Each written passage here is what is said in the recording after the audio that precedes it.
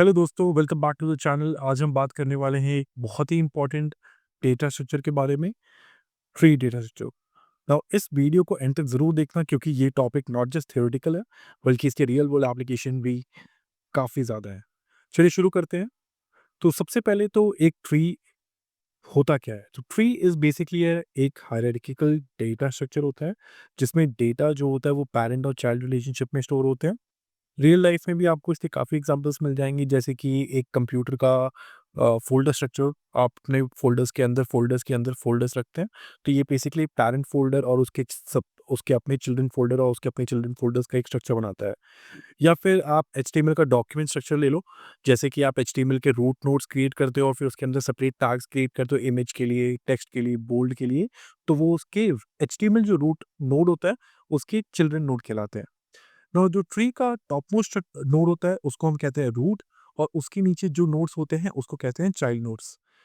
तो एक पेरेंट के जैसे मल्टीपल चिल्ड्रन हो सकते हैं, और उसी चिल्ड्रन के भी अपने और मल्टीपल चिल्ड्रन हो सकते हैं। तो ये पूरा एक ट्री स्ट्रक्चर बनाता है।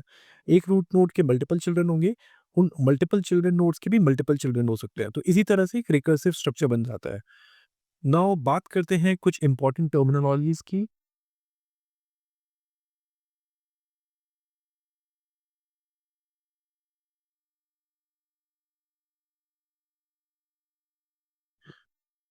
सो सबसे पहले तो गाइस होता क्या है parent node. Let me just open this picture.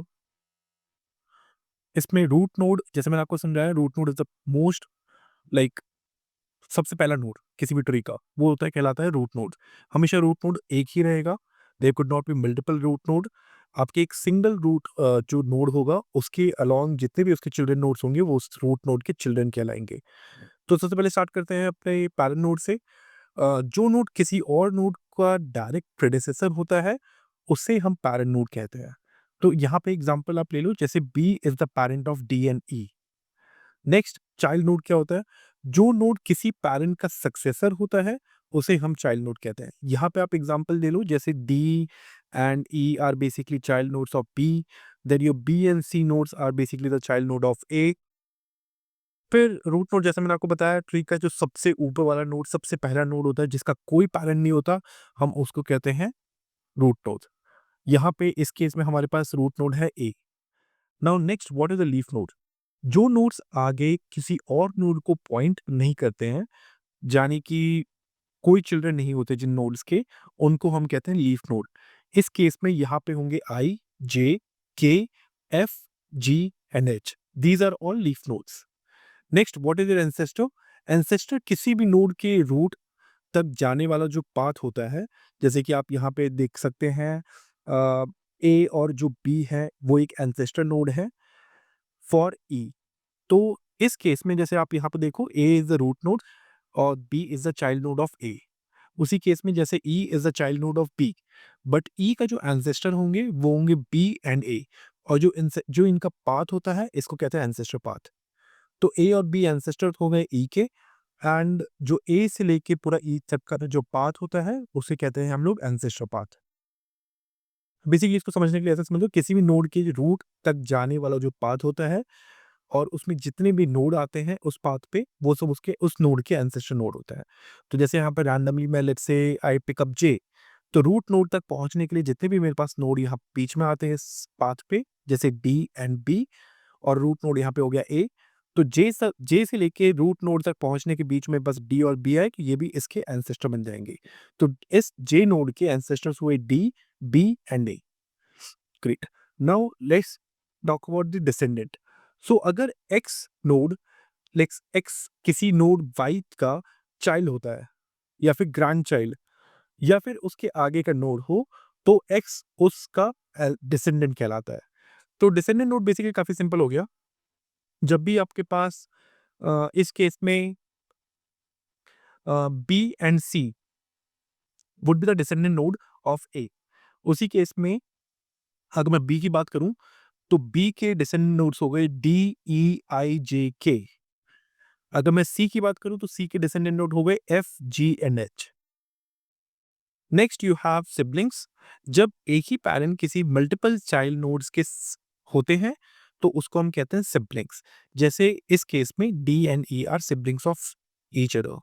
इन दोनों के पेरेंट्स का नाम है बी, एंड जिन भी नोड्स के कॉमन पेरेंट्स होते हैं उनको हम कहते हैं siblings. Next you have levels. Root node का लेवल हमेशा 0 होता है। इसकी हमेशा याद रखना, जैसे कि एरेज में पहला जो इंडेक्स होता है वो 0 से स्टार्ट होता है, वैसे ही हम ट्रीज की जब बात करते हैं तो उसमें रूट नोड का जो लेवल होता है वो हमेशा 0 होता है, और उसके ऊपर उसके नीचे वाला जो पहला लेवल होता है उसको कहते हैं 1। एंड इस केस में यहाँ पे लेवल 1 पे जो नोड्स हैं वो है B and C. Root node पे ए है और उसका लेवल है 0, बी और सी का लेवल है 1।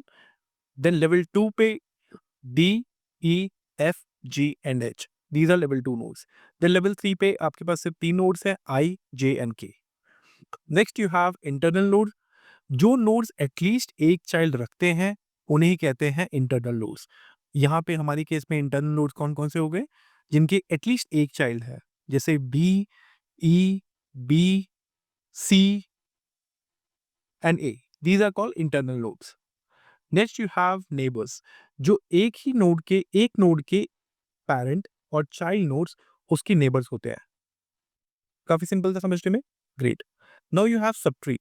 तो सब ट्री क्या कहलाता है, ये थोड़ा सा इंपॉर्टेंट है गाइस, काफी ज्यादा इस पर क्वेश्चन आते हैं।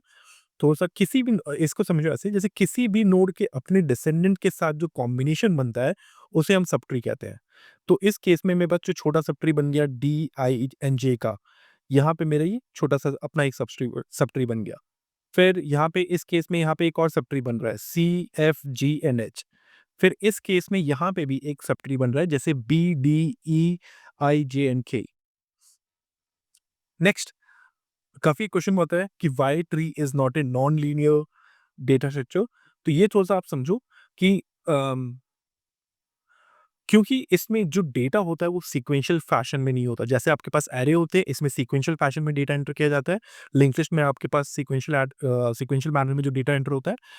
स्टैक में भी और क्यू में भी आपके पास सारे जो डेटा एंटर होते हैं वो सारे सीक्वेंशियल मैनर में होते हैं, बट आपके पास ट्री जो होता है वो नॉन लीनियर होता है।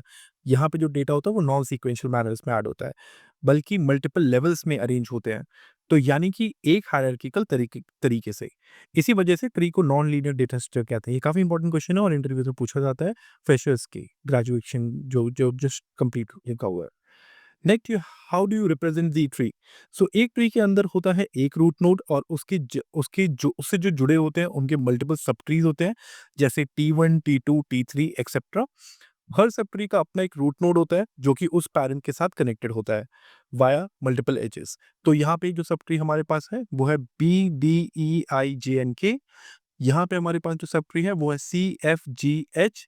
ये सारे इस जो सब ट्री का जो रूट नोड है वो है सी, इस सब ट्री का जो रूट नोड है वो है बी, और इस पूरे हायरार्किकल स्ट्रक्चर को हम कहते हैं tree. Next, before directly going to the question, I have couple of more things to say. आपके पास सबसे इंपॉर्टेंट जो चीज़ है कि आपसे पूछा जा सकता है कि ट्री का इंपॉर्टेंस क्या होता है। तो ट्री का यूज़ तब होता है जब हमें डेटा को एक हायरार्किकल स्ट्रक्चर में स्टोर करना होता है। जैसे कि आपके पास एक फाइल सिस्टम हो गया जिसके अंदर फोल्डर स्टोर करने, मैंने पहले एग्जांपल दिया था, या फिर एचटीएमएल हो गया जिसके अंदर हम टैग्स को स्टोर करते हैं। अब बात करते हैं मल्टीपल टाइप्स ऑफ ट्रीज या फिर डिफरेंट टाइप्स ऑफ ट्रीज। सबसे पहले होता है आपके पास बाइनरी ट्री, जहां के हर नोड के मैक्सिमम सिर्फ 2 चिल्ड्रन होते हैं। और ये जो जो आप अभी केस देख रहे हो आप स्क्रीन पे, इनको कहते हैं बाइनरी ट्री। इसके भी बहुत सारे डिफरेंट टाइप्स होते हैं, जैसे एक फुल बाइनरी ट्री, एक होता है कंप्लीट बाइनरी ट्री, एक होता है बैलेंस ट्री, एक होता है बाइनरी सर्च ट्री। हम इसको फ्यूचर के लेक्चर्स में देखेंगे। फिर आता है हमारे पास टर्नरी ट्री, जिस जिस किसी भी ट्री में जिसमें एक नोड की मैक्सिमम 3 चिल्ड्रन हो सकते हैं, usually mid, left and right, उसको हम कहते हैं टर्नरी ट्री। देन एक होता है एन अरे ट्री और जेनरिक ट्री, जिसमें हर नोड के पास मल्टीपल चिल्ड्रन हो सकते हैं, 2, 3, 4, 5, 6, उनकी कोई फिक्स लिमिट नहीं होती, उसको कहते हैं हम एन अरे ट्री या फिर generic tree. Next, you have what kind of operations can we perform in a tree? So you can perform create, basically tree बनाया जा सकता है, insert, data को insert किया जा सकता है, then you have third operation which is search, आप एक specific data को पूरा ढूंढ सकते हो tree के structure में, then you have traversal, traversal is basically tree के हर नोड पे आप ट्रैवर्स कर सकते हो, रूट नोड से स्टार्ट करके आप लीफ नोड पे आ सकते हो, ये भी ट्रैवर्स हो गया। ट्रैवर्सल दो टाइप के हो सकते हैं, या तो डेप्थ फर्स्ट या फिर ब्रेथ फर्स्ट। इन टर्म्स का मतलब क्या है मैं आगे के लेक्चर से बताऊंगा। तो दोस्तों ये था complete introduction to the tree data structure. अगर आपको वीडियो पसंद आया हो तो लाइक, कमेंट और सब्सक्राइब करना ना भूलें। और अगर आप किसी स्पेसिफिक ट्री केयर ट्रैवर्सल के बारे में डिटेल में जानना चाहते हैं तो नीचे कमेंट में ज़रूर लिखना। मिलते हैं नेक्स्ट वीडियो में, तब तक के लिए हैप्पी कोडिंग। Bye bye.